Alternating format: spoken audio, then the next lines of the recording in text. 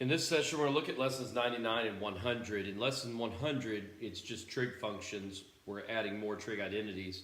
So there's nothing to look at there. We can look at it in class. In lesson 99, we're going to look at two different things. The first thing is geometric progressions, which you remember is an equals a1r to the n minus 1. And in this particular example, they want us to come up with the 10th term. And what we're going to learn something new is we got to come up with r. And once we know r, we can come up with the 10th term pretty easy. So here's the first term, the second term, and the third term. They gave these to us. They want us to find the 10th term. So it's n over n minus 1. So we're going to use root 2 x squared over x because you have the second term, and then the second minus the first term, so the first term. So it would be second term over first term, basically, is what it is. Or it would be third over second. Basically, that's all that you do. So this will cancel, so you have root 2x is r. In this, if they want us to find the 10th term, that'll be to the 9th power. And then a1 is x. And so we're coming up with the, a10, the 10th term. So what this will be is it'll be x times, and of course, sorry, this is root 2x. This whole thing is to the 9th power. So we will get 2 to the 1/2 power. If we distribute, it'll be 9/2, and x to the 9th as we distribute that to both of them. So it'll be 2 to the 9/2 and x to the 10th. And that is the 10th term in this geometric progression. The second example that we're going to look at is example 99.3 in your book. And it talks about a ball bouncing. And it's dropped at 81 inches. So our first term is 81. Our second term, it says that it rebounds 2/5 of the way each time. So the next one will be 81 times 2/5, which is 32.4.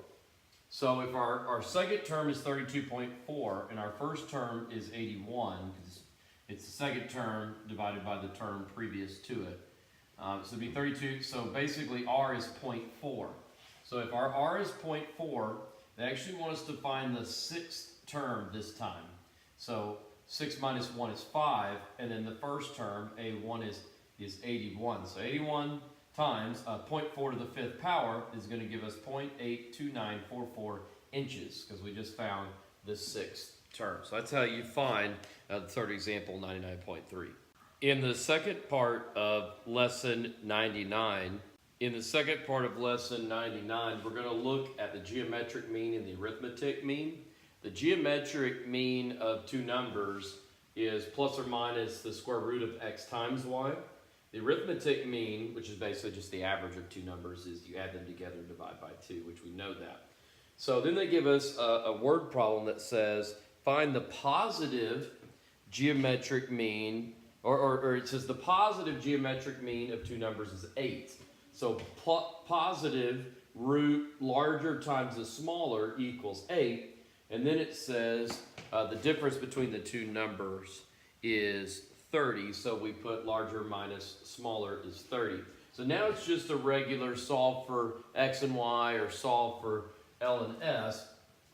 We'll start by squaring both sides, which will give us L times S equals 64. So then S equals 64 divided by L. Plug that in for S. L minus 64 over L equals 30. We can divide everything times multiply everything times L. When we do that, we get L squared minus 30L minus 64 equals 0, and you can put this in the quadratic in order to find the terms of this that add to 30. Whenever we do that, we get L plus 2 and L minus 32, so our options are negative 2 and 32. And so the options that we get when we plug these back in, for L, we get negative 2, so it would be negative 32 when it's negative 2.